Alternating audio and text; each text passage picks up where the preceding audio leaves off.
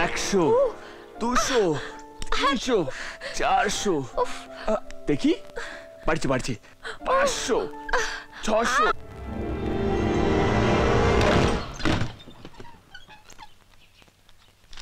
একা একা কি করছিস দিদি ভাই? কিছু না তো, বইটা উল্টে পাল্টে দেখছিলাম।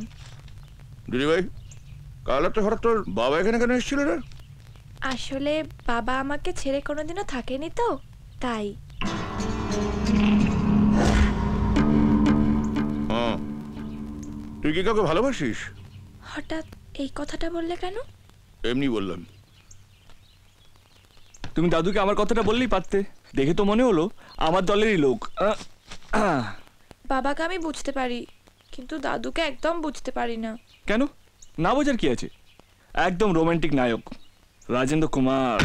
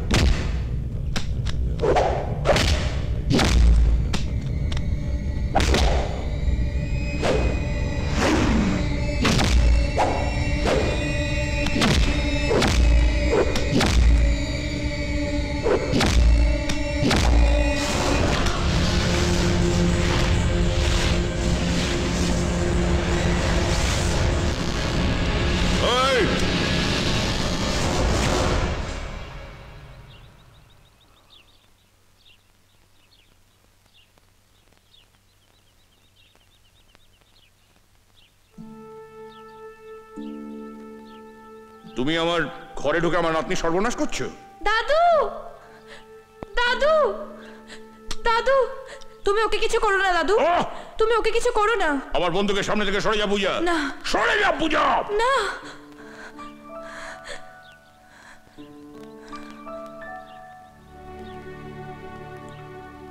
নিন, মারুন, মারুন আমাকে।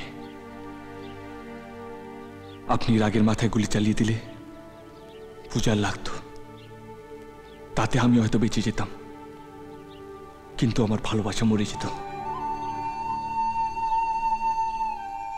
বাড়ি থেকে বেরোনোর সময় বাবাকে কথা দিয়েছি, পূজাকে নিয়ে ফিরবো। যদি একা ফিরি তাহলে আমি কোনোদিনও বাবাকে মুখ দেখাতে পারবো না।